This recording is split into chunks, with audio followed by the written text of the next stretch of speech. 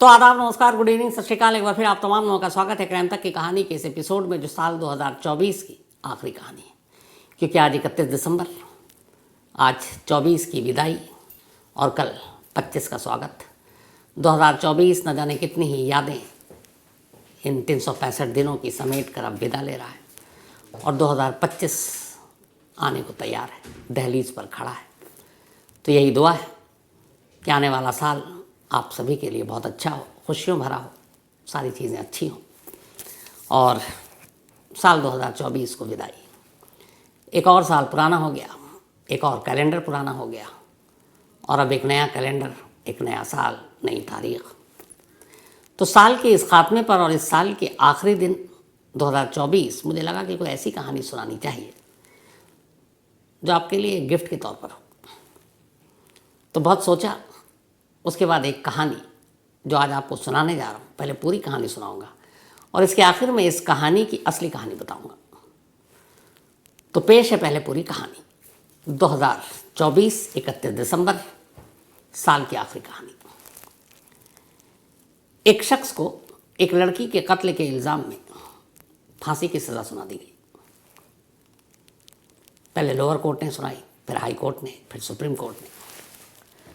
वो लड़की जिसका कत्ल हुआ था उसी लड़के की दोस्त थी और क्राइम सीन से जो सारे सबूत मिले थे वो उस लड़के के ख़िलाफ़ थे।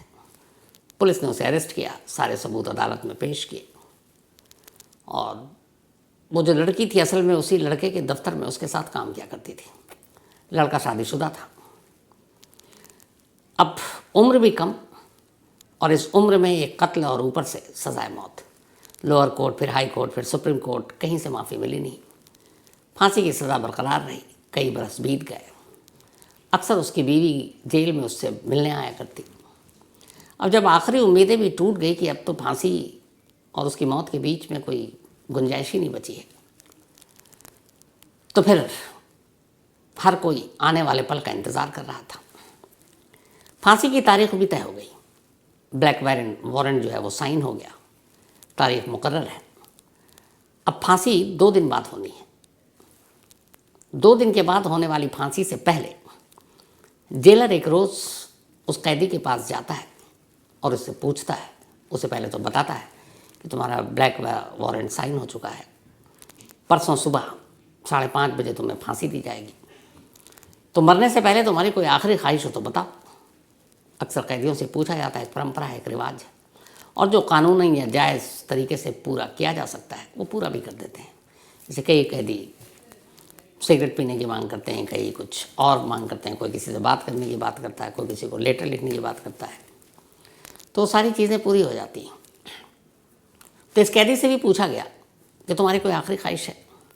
जब उसने अपनी आखिरी ख्वाहिश बताई तो जेलर को यकीन नहीं हुआ कि ये क्या बोल रहा है और ये कैसे पूरा करेंगे। उस कैदी ने कहा कि मैं मरने से पहले एक रात अपनी बीवी के साथ अकेले एक कमरे में गुजारना चाहता हूँ। अब अमूमन जिसे सज़ाए मौत दी जानी है उसे अकेला आप छोड़ नहीं सकते, क्योंकि उस वक्त मौत का खौफ, वो पता नहीं क्या कर ले। तो जो भी ऐसे कैदी होते हैं जिन्हें सज़ाए मौत मिली हुई है और बस ब्लैक वारंट साइन हो चुका है, लगातार उनके सेल में रोशनी होती है, नजरी होती है, कोई लगातार उन्हें देख रहा होता है, उसके आसपास कोई ऐसी चीज़ नहीं होती जिससे वो खुद को नुकसान पहुंचा सके। अब यहाँ एक मरने वाला जेलर को अपनी आखिरी ख्वाहिश बता रहा और कह रहा है कि बस मैं ये चाहता हूँ कि मौत से पहले एक रात मैं और मेरी बीवी एक कमरे में हो और वहाँ कोई और ना हो। जेलर ने अपने सीनियर अफसरों तक बात पहुँचाई। ये हुआ कि जब से वो जेल में बंद है, इन सालों में उसका बिहेवियर बहुत अच्छा रहा है।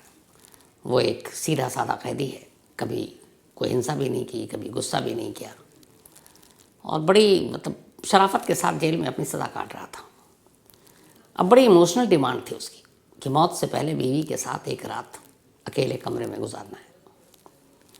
तो खैर बातचीत हुई, उसके बाद ये तय हुआ कि चलो उसकी इस आखिरी ख्वाहिश को पूरी कर देते हैं। उसे बताया गया कि तुम्हारी आखिरी ख्वाहिश पूरी कर रहे हैं, लेकिन पहले तुम्हारी बीवी तक तुम्हारा पैगाम पहुंचाऊंगा और अगर तुम्हारी बीवी भी राज़ी हो गई तो फिर ठीक है। इसके बाद उस कैदी के घर उसकी बीवी तक मैसेज पहुंचाया गया कि आपका पति जो है वो मौत से पहले एक आखिरी रात आपके साथ गुजारना चाहता है, तो क्या आप इसके लिए तैयार हैं। पत्नी इमोशनल हो जाती है, रोने लगती है, कहते इससे बड़ी बात क्या होगी मेरे लिए कि मौत से पहले मैं आखिरी पल, आखिरी रात अपने पति के साथ गुजार सकूं। 2 दिन बाद फांसी होनी थी, तो जेल ने उससे 1 रात पहले की रात को चुनी कि पति और पत्नी को मिलाया जाए। तो पत्नी राजी थी, जेल वाले तैयार हो गए। उसके बाद जेलर के ही कमरे में इंतज़ाम किया गया इन पति पत्नी को रात को ठहराने का। अब ये था कि पति पत्नी है, कोई कैमरा भी नहीं लगा सकते क्योंकि नैतिक आधार पर भी गलत था। पति पत्नी का रिश्ता ऐसा है तो, लेकिन ये भी था कि उन दोनों को तन्हा भी नहीं छोड़ सकते। अगर कुछ हो गया तो फिर पूरा जेल प्रशासन ही सस्पेंड हो जाएगा। तो क्या करें? तो जेलर को आइडिया आया कि चलो कैमरा तो नहीं लगा सकते, एक ऑडियो लेपल लगा देते हैं ताकि अंदर की आवाज़ सुन सकें कि ये दोनों बातें क्या कर रहे हैं। और या अगर वो दोनों कुछ ऐसी हरकत करने वाले हैं, एक दूसरे को नुकसान पहुंचाए, दोनों एक दूसरे के साथ मर जाएं, या वो कहे मुझे मार दो, तो फिर फ़ौरन अंदर जाकर और उन्हें ऐसा करने से रोक लिया जाएगा। तो यह आइडिया है कि ठीक है, वीडियो कैमरा तो लगाना गलत होगा, पति पत्नी है, तो ऑडियो रिकॉर्डर जो है डिवाइस वो लगा देते हैं ताकि उस कमरे में होने वाली हर बातचीत को सुन सकें। तो उस कमरे में रात होने से पहले वो डिवाइस लगा दिया गया जिससे अंदर की आवाज़ बाहर सुन सकते हैं। और उसके बाद वहाँ जेल के स्टाफ को जेलर उस जगह पर बैठ गए जहाँ उस कमरे में जो भी अब आवाज़ आती उनके कानों तक पहुँचती। तय वक्त पर बीवी जेल पहुँची। बीवी को उस कमरे में ले जाया गया जहाँ वो कैदी था, उसका पति, जिसे ठीक उस रात की अगली रात की सुबह फांसी देनी थी। अब पति पत्नी कमरे में है, डिवाइस चालू है, ऑडियो का टेस्ट पहले ही हो चुका था, आवाज़ आ रही है, दोनों अंदर जाते हैं, रोते हैं, फिर एक दूसरे से इधर उधर की बातें, परिवार के बारे में पूछता है, सभी के बारे में। तो शुरुआत के कुछ वक्त यही सारी नॉर्मल बातें होती रही। ये लोग सुनते रहे, इन्हें लगा कि बड़ा इमोशनल है, कुछ ऐसी बात नहीं होगी। लेकिन फिर कुछ देर के बाद अचानक पूरी बातचीत का टॉपिक ही बदल गया। अब जो बातचीत हो रही है उसे बाहर बैठे जेलर और उसके तमाम जो साथी हैं वो जो सुन रहे हैं, और वो एक दूसरे को अजीब नज़रों से देख रहे हैं कि हो क्या रहा है। इधर उधर की बात करने के बाद रात बीवी ने अचानक पहला सवाल किया पति से। उसने कहा, ये बताओ तुमने उस लड़की का कत्ल क्यों किया? तुम्हारा उससे क्या अफेयर था या कुछ और रिश्ता था? तो वो फूट फूट कर रोने लगता है। कहता, मैंने तुमसे पहले भी कहा है कि मैं बेगुनाह हूँ, मैंने कत्ल नहीं किया। किसी ने नहीं सुनी। मैं अदालतों में चीखा, पुलिस वालों से कहा, यहाँ जेल में लगातार बोला। जेलर को भी याद आया, शुरू से कहता था मैं बेकसूर हूँ, बट मेरी बात किसी ने सुनी, इसलिए कि सारे सबूत मेरे ख़िलाफ़ थे। उस रूम के सारे जो फिंगरप्रिंट्स और बाकी निशान थे जहाँ लाश थी वो सब मेरे ही मिले। तो किसी ने सुना नहीं, लेकिन मुझे किसी ने कत्ल करते भी नहीं देखा, कोई चश्मदीद भी नहीं, लेकिन मुझे फंसा दिया गया। तो बीवी ने कहा कि अच्छा पूरी कहानी बताओ कि हुआ क्या था, क्योंकि वो अरेस्ट हो गया। उसके बाद जब जब मौका मिला, बहुत कम, बीवी ने कहा कि आज हमारे पास पूरी रात है और शायद ये आखिरी रात है, तो मेरे दिल पर भी कभी कोई बोझ ना हो कि वाकई तुमने ये कत्ल किया, तो कम से कम तुम ज़माने को, कानून को, अदालत को, पुलिस को, जेल को, जो भी बताया, मुझे सच बताओ आखिरी बार, और मैं पूरी धैर्य से सुनूंगी। पति ने कहा ठीक है, मैं तुम्हें पूरी कहानी सुनाता हूँ। फिर पति ने अपनी कहानी सुनाई। उसने कहा, जिस गांव में मैं रहता था वहाँ मेरे साथ मेरा एक दोस्त था।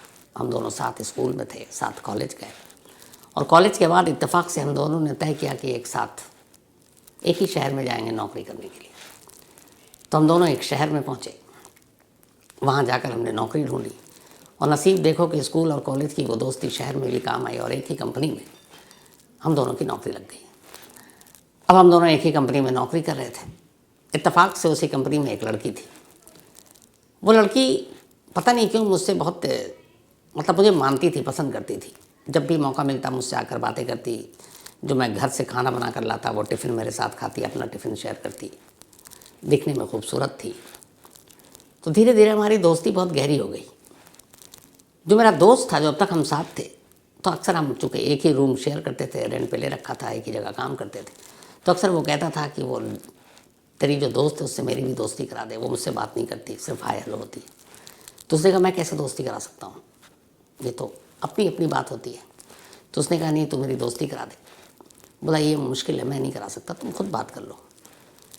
तो बोला धीरे धीरे हमारी दोस्ती बहुत अच्छी थी, लेकिन दोस्ती बहुत साफ़ सुथरी थी, क्योंकि ना उसके दिल में मेरे लिए कोई ऐसा प्यार मोहब्बत वाली बात थी, ना मेरे लिए उसके दिल में। एक कुलीग थी और अच्छी दोस्त थी और हम सारी बातें शेयर करते थे।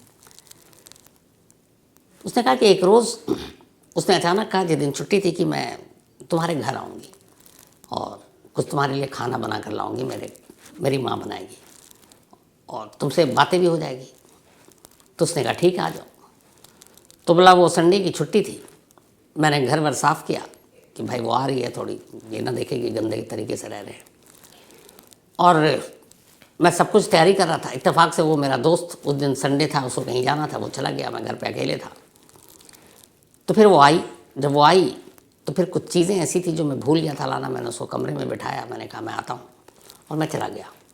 और फिर मैं बाज़ार गया, वहाँ से कुछ लेकर लौटा। तब तक मुझे करीब 45 मिनट हो चुके थे। जब मैं आया तो अंदर देखा कि बेड पर उसकी लाश पड़ी हुई है, चारों तरफ खून है। मैं बदहवास उसके करीब गया, उसको टटोला कि शायद जिंदा हो, सांसें चल रही हो, हॉस्पिटल ले जाऊँ, और इसीलिए मैंने उसकी लाश को छुआ, झंझोड़ा, ऐसे पकड़ा, हिलाया, पर उसके अंदर कोई जान नहीं थी। अभी मैं ये सब कर ही रहा था और कुछ समझ ही में नहीं आ रहा था कि मैं आगे क्या करूँ। तब तक मेरा दोस्त वही आ गया कमरे में, और वो देखा और वो चीख पड़ा, ये तूने क्या किया। फिर इतनी देर में आस पड़ोस के कुछ लोग उसकी चीख सुनकर आ गए। फिर उनमें से किसी ने पुलिस को फ़ोन कर दिया, फिर पुलिस आ गई। पुलिस आई, उठाकर हॉस्पिटल ले गई, डॉक्टरों ने उसे मुर्दा करार दे रखा था। फिर उसके बाद पूछताछ हुई तो पता चला कि कमरे में मैं था अकेला। तो पुलिस मुझे पूछताछ के लिए पकड़ कर ले गई, मेरे दोस्त को भी ले गई, लेकिन रात होते होते मेरे दोस्त को छोड़ दिया और मुझे गिरफ्तार कर लिया और कहा कि उस कमरे में तुम अकेले थे और तुमने ये कत्ल किया। मैंने कहा कि मैंने नहीं किया। अब उसने कहा मैं भी समझ नहीं पा रहा था कि मेरे पीछे में हुआ क्या उन 45 मिनट में, मुझे आज तक नहीं पता।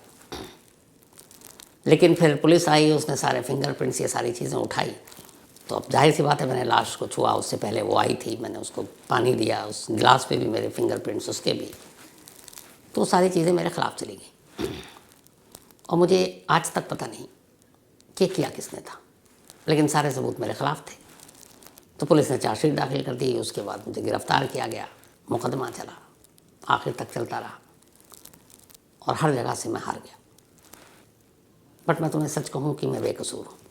तो उसने, ये बीवी ने कहा कि अच्छा ये बताओ कि मैं तुम्हारी बातों पे यकीन कर रही हूँ, लेकिन तुम्हें क्या लगता है उन 45 मिनट में कौन आ सकता तुम्हारे घर पर, और कोई ऐसी बात जिससे तुम्हें लगे कि इस केस पे रोशनी डाल सकती है। अगर तुम बेकसूर हो तो किसी ने तो मारा है, कोई तो कातिल होगा। उसने कहा मुझे खुद समझ में नहीं आ रहा है। फिर कहता है कि एक ही बात मन में आती बार बार, लेकिन वो मैं किसी से इसलिए नहीं कहता कि मेरे पास कोई सबूत नहीं है। तो उसने कहा क्या आती है, कभी तुमने मुझे भी नहीं बताया। उसने कहा कि जिस दिन वो आ रही थी उस रात मैंने अपने दोस्त से शेयर किया था कि कल वो आएगी, थोड़ा घर वर साफ़ करना है। तो उसने बहुत इंटरेस्ट लेके पूछा था अच्छा कितने बजे आएगी। वो सारी चीज़ें पूछने के बाद जब सुबह उठा तो उसने कहा कि जब वो आने का वक्त था उससे थोड़ी देर पहले उसने कहा कि मुझे कुछ काम है, मैं जा रहा हूँ। मैंने उससे कहा भी रुक जा, उससे मिल लेना। उसने कहा नहीं मुझे कुछ काम है, वो चला गया। तो मुझे ये बड़ा अजीब लगा। रात को वो बहुत इंटरेस्ट ले रहा था, सुबह अचानक उससे ऐन पहले वो चला गया। और हमारे घर में और कोई कभी आता नहीं है। और फिर जब ये सब कुछ हुआ उसके 5 मिनट के बाद वो अचानक घर के अंदर था, मेरा दोस्त। तो मुझे ये भी समझ में नहीं आया कि वो उसने कहा था कि मैं शाम तक लौटूंगा और उसी वक्त लौट आया। और जब मैं ऐन लाश के पास था, उसको देख रहा था, वो आया और उसी ने ज़ोर से वो चीखा और उसकी चीख सुनकर आस पड़ोस के लोग आ गए और उन्होंने पुलिस को फ़ोन किया। तो बस एक शक है मेरे मन में कि कहीं मेरा दोस्त तो इसके पीछे नहीं है, लेकिन बचपन से मैं उसे जानता हूँ, वो कम से कम कत्ल नहीं कर सकता और मैं उसका इतना अच्छा दोस्त हूँ कि मुझे झूठे केस में फंसा भी नहीं सकता। लेकिन मन में है कि फिर और कौन, तो और कौन का जवाब मिलता नहीं, ले देकर बात उसी पर आकर रुक जाती है। लेकिन उसके ख़िलाफ़ आज तक मुझे कोई सबूत मिला नहीं, तो मैं कुछ बोला नहीं। ये कहकर फिर वो बीवी से कहता है कि देखो मैं बेकसूर हूँ, मैं कम से कम दुनिया क्या कहती मालूम नहीं, मरने से पहले तुम्हारा भरोसा जीतना चाहता था, तुम्हें यकीन दिलाना चाहता था कि तुम्हारा पति ऐसा नहीं, और मेरा उस लड़की के साथ कोई अफेयर नहीं था, हम बहुत अच्छे और सच्चे दोस्त थे और मैंने उसका खून नहीं किया। बीवी कहती है कि मैं तुम्हारी बातों पर यकीन करती हूँ। इसके बाद वो पूरी रात दोनों रोते हैं और बातें कर रहे हैं।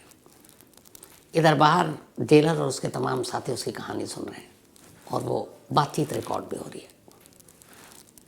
सुबह हुई, वक्त ख़त्म हुआ, पति और पत्नी के मिलने का।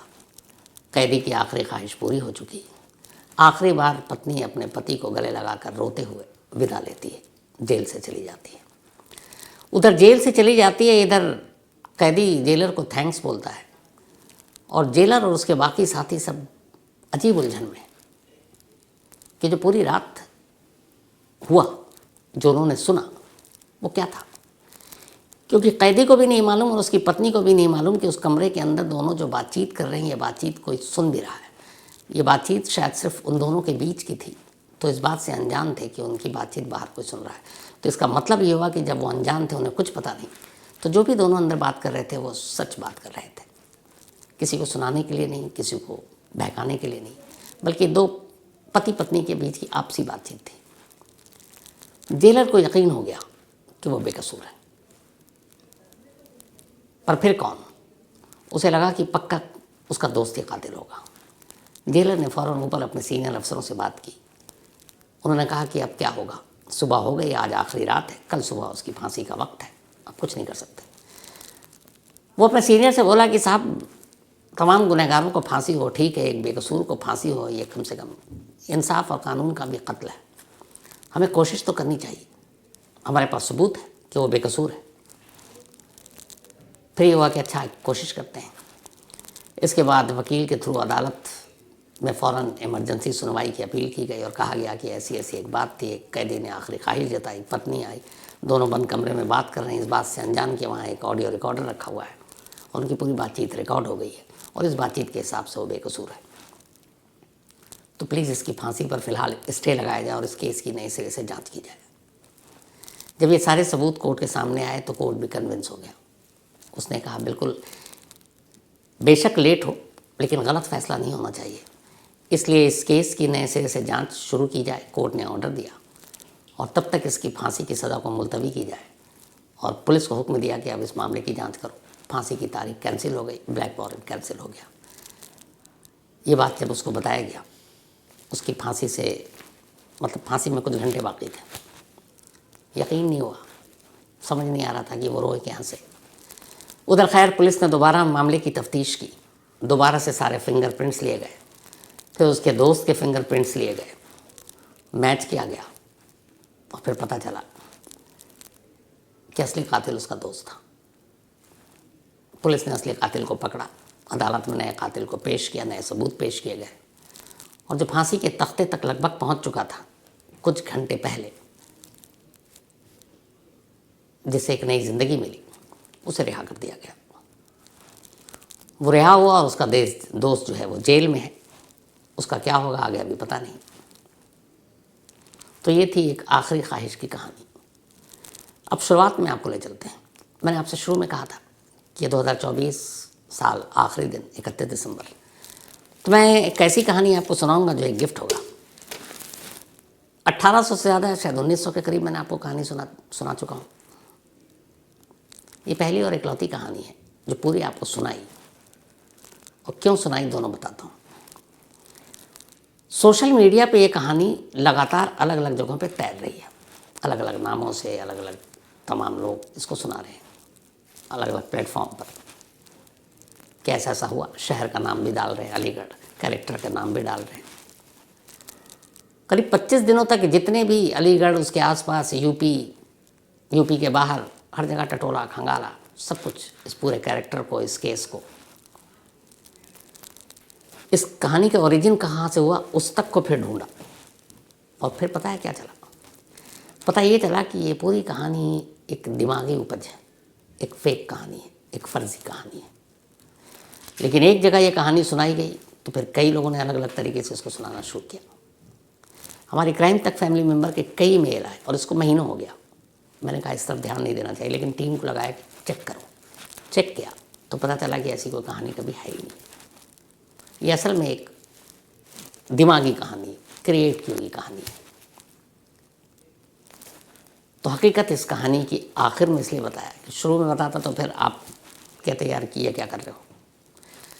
तो कहानी कुल मिलाकर बहुत अच्छी है, लेकिन सच्ची नहीं।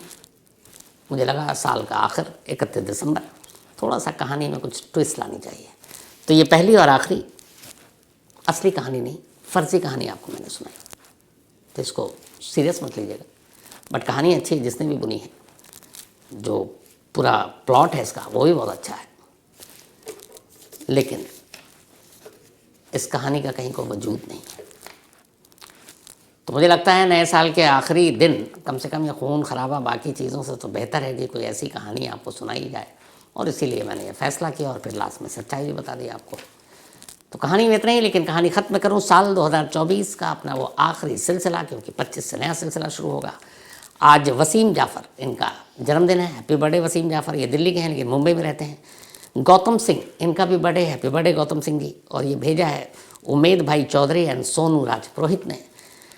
इसके अलावा हिमानी जैन इनका भी बर्थडे, हैप्पी बर्थडे हिमानी। और ये रवि प्रकाश जैन जी की बेटियां हैं। साथ ही गुरनाम सिंह इनका भी आज बर्थडे है, हैप्पी बर्थडे गुरनाम। और ये भेजा है अनिल मेहरा ने।